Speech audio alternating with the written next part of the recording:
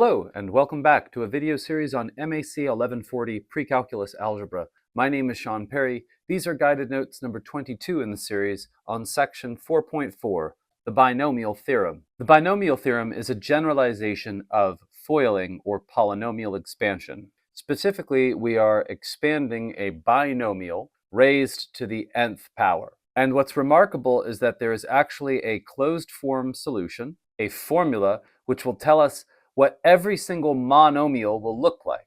Each monomial in this expansion will look like a to a power times b to a power, where those powers will sum to n. And the coefficient that we see up front will actually be some kind of whole number, which we can get using another formula that comes to us from combinatorics. This so-called binomial coefficient is also n choose k, the number of ways of constructing groups of size k from n things. That is to say, taken k at a time, how many groups can we make of n things? Why this relationship between the binomial coefficients and this combinatorial number n choose k, why they should have this relationship is not precisely clear. The usual way of proving this formula is to first show that n choose k has certain properties, and then show how the formula follows from induction. Well, I would like to do that in subsequent videos where we can address induction a little bit more fully.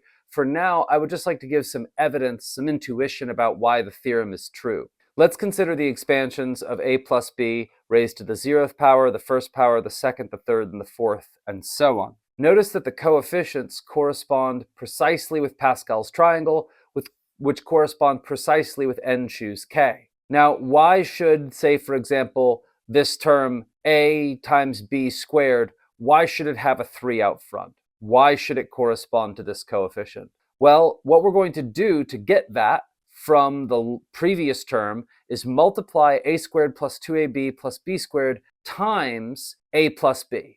We want to multiply by another a plus b because now we're taking it to the 3rd power. And so what might happen? Well, we would distribute our a's, in which case one of them will accrue on this b squared term and give me an ab squared. There's only one of them, so that contributes 1 to here. On the other hand, here, we would multiply, say, by a b, and we would get ab squared. And because there were 2 of them here, we would add that as a 2 here. So there is 1 and then 2 more ways of getting ab squared when we expand this polynomial. Likewise, when I go from a plus b to the 3rd power to a plus b to the 4th power, I'm multiplying by a plus b, which means multiplying by a and adding that to multiplying by b. When we multiply by a, I could get, say, for example, an a squared b squared term from this ab squared term, which puts 3 a squared b squareds down here. And then also we're going to have some terms where we multiplied by b. When I do that against this term, I get a squared b squared, and there'd be 3 of those. So what's the total? 6 of those. And so we are summing the coefficients of the 2 adjacent terms that came above. But that's precisely what we do to generate the next terms of Pascal's triangle. We are adding precisely those 2 adjacent terms to make this next one below. So something very similar is happening with Pascal's triangle as is happening with polynomial multiplication. This notion that there's something relating combinatorics to polynomials is a deep connection indeed. Let's talk a little bit more about Pascal's triangle. You begin with a 1, and then we write 2 1s here. And now for subsequent values, we either write 1 as the first position, or we sum the 2 values above to get the next. We might notice some patterns in Pascal's triangle, namely that the first and last numbers are always 1. That is to say, the ones in position 0 and position n are always 1. The next ones are always n. But an arbitrary position might be something rather tricky to calculate. Let's call that n choose k. We calculate that with this formula involving factorials. Here's an example of, say, 5 choose 3. 5 factorial over 3 factorial times 5 minus 3 factorial, or 2 factorial. To evaluate these, we write factorials as a descending product. We cancel this 3 factorial completely here, so we don't need to go all the way down. And then 2 factorial is just 2, so we cancel that with the 4 and we get 2 times 5, which is 10. Alternatively, there is a command for 5 choose 3. You want to go to a clear screen on a graphing utility, press 5, go to Math, over to Prob, down to NCR, and then choose 3. And that will give us the same coefficients. So here we have some simple evaluations to take care of to practice using the binomial coefficients. Here's how I would do it if I were to do it by hand. I would write 16 factorial all the way down to 12 factorial. Now this 12 factorial and that 12 factorial will cancel. And then 4 factorial is 4 times 3 times 2. We could reduce some of these fractions and then multiply what we have left to get 1820. Likewise, we can also use the NCR function on a calculator. The same thing for 11 choose 9. Notice that especially when these two numbers are very close, a lot of cancellation happens immediately and we have very little work to do.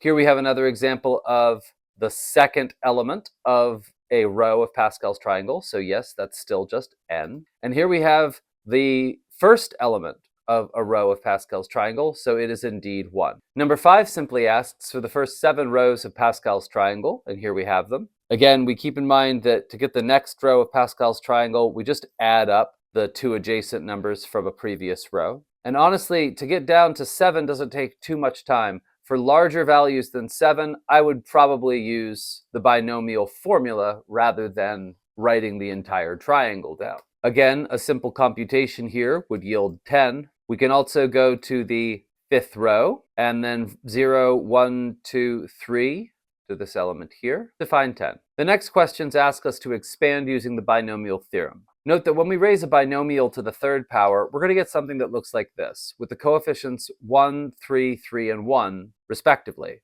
And with our powers descending in A from 3 down to 0, and ascending in B from 0 up to 3. Our A in this case is 3x, our B is minus 2. And when we plug these things in, taking care to expand these powers along with this negative sign, we get the following polynomial. Likewise, for this expansion, we have an A term equal to 3x, we have a B term equal to minus 3, and we're raising it to the 5th power. A binomial raised to the 5th power will have the following coefficients, 1, 5, 10, 10, 5, and 1. So we want to put those along with the various powers of A and B into our expression for the full expansion. Notice I'm going to need to take powers of x and also powers of 3, and I'm going to have to watch my signs with these negatives. But if we work out each one of those coefficients, including the powers, we wind up with the following coefficients. Here's another full expansion problem. Let's take a look. We have A equal to 4x and B equal to minus 5y. We want to include the minus sign along with this B.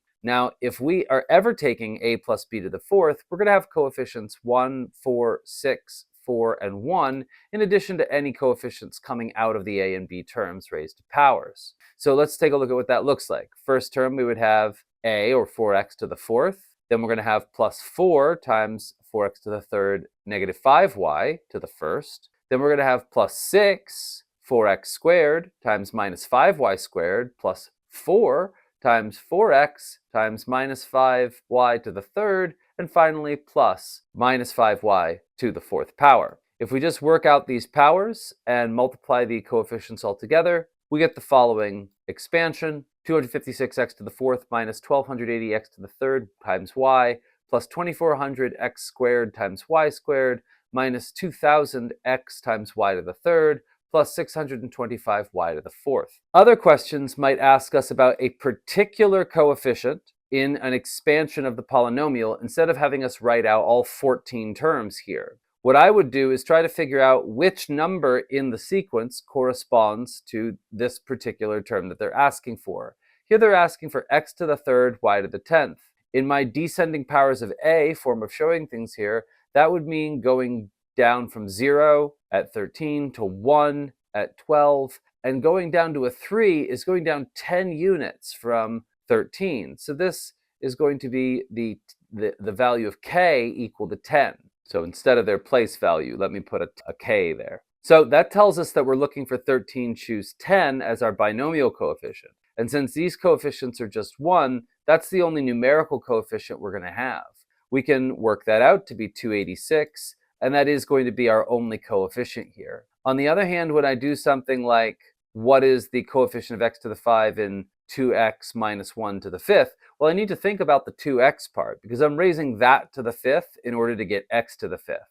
2 to the fifth is 32, and the binomial coefficient of the first term is 1, so we just get a 32 here. Here they want us to find the coefficient of p to the third, q to the sixth in this expansion, which is being raised to the 9th power. Notice that if we have a k equals 0, we just have our p term, 2p to the 9th. If we have a k equal 1, then this goes down by 1, this goes up by 1.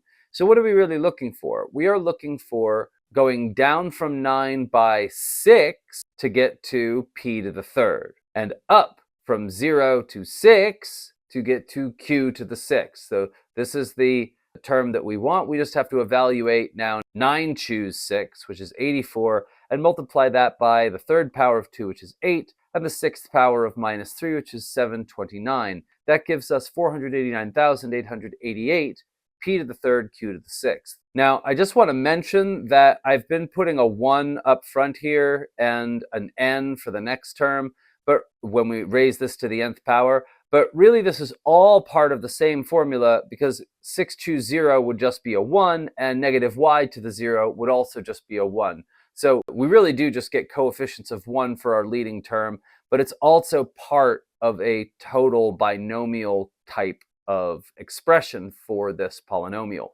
So my first term just becomes x to the sixth. My second term, which corresponds to k equals 1, is going to give me a 6 choose 1, that's 6, x to the power of 6 minus 1, that's 5, and negative y to the first power, which puts a minus sign out front and makes this a y.